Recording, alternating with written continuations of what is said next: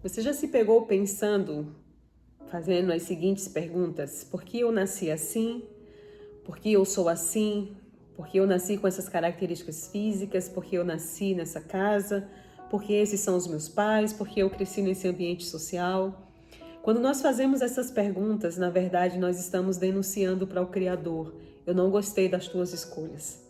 Eu não gostei porque você me fez assim, você poderia ter me feito diferente. E se de repente eu estivesse no comando, tudo seria diferente. Eu teria feito outras escolhas, eu teria colocado outras características, eu teria colocado outras coisas na minha bagagem quando você decidiu me enviar ao mundo. Na verdade, eu penso que, apesar do tema desse devocional falar você briga com Deus, você briga com o Criador, eu penso que a autora ela traz uma temática muito importante para nós, que é sobre a comparação. Muitas vezes nós temos paralisado no meio dos nossos processos, porque nós temos nos comparado. E a comparação ela é a raiz da insatisfação. A comparação eu penso que é a maneira mais cruel de nós tolhermos a nós mesmos, de nós tolhermos o propósito de Deus nas nossas vidas. E enquanto eu estava fazendo o devocional, algumas coisas me vieram à mente, mas eu não quero falar de mim. Eu quero falar de um exemplo de duas irmãs que Deus colocou no meu coração enquanto eu li o devocional. É Raquel e Lia. A Bíblia diz que Raquel era linda, Raquel era formosa, Raquel era vistosa. E Jacó se apaixonou à primeira vista por ela. E a Bíblia diz que Lia não era tão bonita assim. Lia, ela tinha os olhos tenros, ela tinha os olhos baixos. E ela foi dada em casamento no lugar da sua irmã. Na verdade, Jacó foi enganado e teve que casar com Lia e depois trabalhar mais 7 anos para casar com Raquel. E quando eu leio a história dessas duas mulheres, eu vejo muitas de nós impressas naquela história. Raquel, ela tinha a beleza e ela tinha o amor de Jacó, mas não era suficiente para ela. O que ela queria, na verdade, era o que Lia tinha, um ventre fértil. Lia tinha um ventre fértil, Lia tinha a fertilidade como a sua aliada.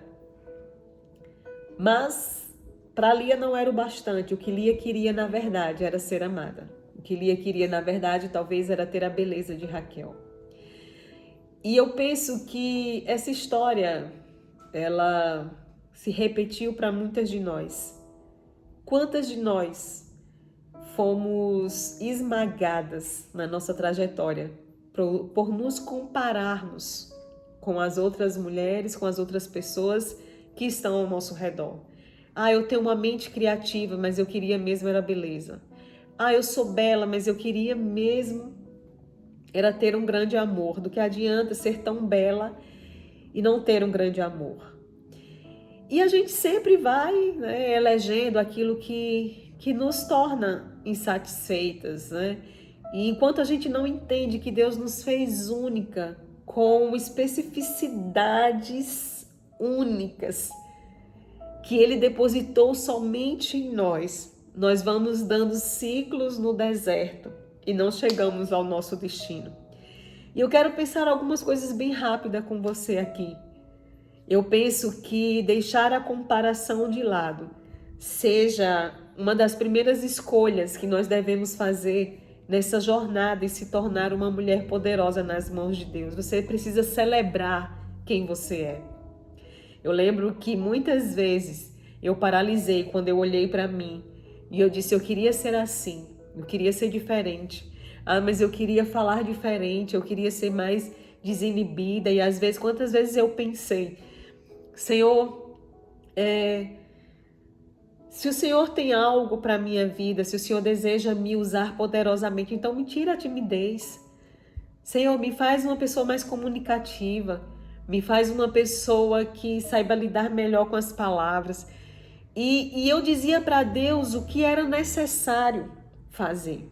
Eu lembro que quando eu era adolescente ainda, eu estava em um estudo na igreja e eu lembro que era um estudo lá em Coríntios que fala sobre os dons e termina dizendo que você pode escolher com sabedoria os melhores dons. E eu lembro de ter pedido a Deus, eu disse, Deus, eu posso escolher um dom, eu posso pedir um dom. E eu lembro, eu acredito que era uma manhã de escola bíblica dominical, e eu lembro de ter fechado os meus olhos e eu pedi, eu quero o dom da palavra. Mas na verdade eu nem sabia porque eu estava pedindo aquilo, porque eu era muito tímida. Na verdade eu sou muito tímida. E eu lembro que quando eu fechei os meus olhos, eu vi uma multidão e eu pregando. E aquilo para mim pareceu loucura. E entenda, não estou dizendo que eu vou pregar para multidões. Eu estou dizendo o alcance que o dom ele pode ter quando nós nos colocamos nas mãos de Deus. E ali, enquanto eu era adolescente, eu lembro que os anos se passaram e eu vi Deus fazendo muitas coisas na minha vida.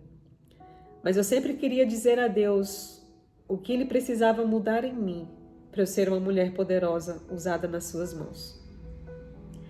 Eu lembro que eu briguei com o Criador por muitas vezes, porque na verdade para mim sempre foi difícil lidar com a minha personalidade introvertida, com a minha personalidade tímida, com a minha personalidade séria. E eu queria ser diferente. Eu dizia, Deus, se o Senhor deseja me usar para falar, eu preciso ser uma boa comunicadora. E eu achava que Deus ia mudar isso, para só então me usar como um instrumento. Foi quando eu me dei conta que Ele não estava interessado em mudar as minhas características naturais, porque era Ele que tinha colocado na minha bagagem a personalidade introvertida, a personalidade que mais ouve do que fala, a personalidade mais tímida. E quando eu me dei conta que tudo que eu precisava para cumprir o propósito de Deus, Ele já tinha colocado na minha bagagem, então uma chave virou para a minha vida. Eu descobri que tudo que eu precisava era me colocar nas mãos de Deus na dependência. E as pessoas não acreditavam e até hoje não acreditam, na verdade. Que o ficar nervosa, que o ficar insegura faz parte do meu processo. Mas o ser dependente totalmente também faz parte do meu processo. Eu entendi que tudo que eu precisava, Ele já tinha colocado dentro de mim. E foi então que eu comecei a celebrar quem eu era. Eu comecei a celebrar o que Ele tinha depositado dentro do meu coração, sem me comparar. Como é que as pessoas pregam, como é que as pessoas falam, como é que as pessoas se comunicam, qual é o timbre de voz, como são os gestos, o que eu devo fazer. Não, nada disso. Eu entendi que eu só precisava de uma coisa, era depender do Criador, que poderia me faltar tudo, menos o óleo. Poderia me faltar tudo, menos a intimidade. Poderia me faltar tudo, menos a unção e a validação para falar em seu nome. Eu desejo do fundo do meu coração que você olhe para o Senhor e você entenda, às vezes nós passamos tanto tempo, perdemos tanto tempo, querendo mudar características que Deus disse, não, é assim mesmo, fui eu que fiz. Quando nós deveríamos estar atacando outras coisas. E eu lembro de Jacó.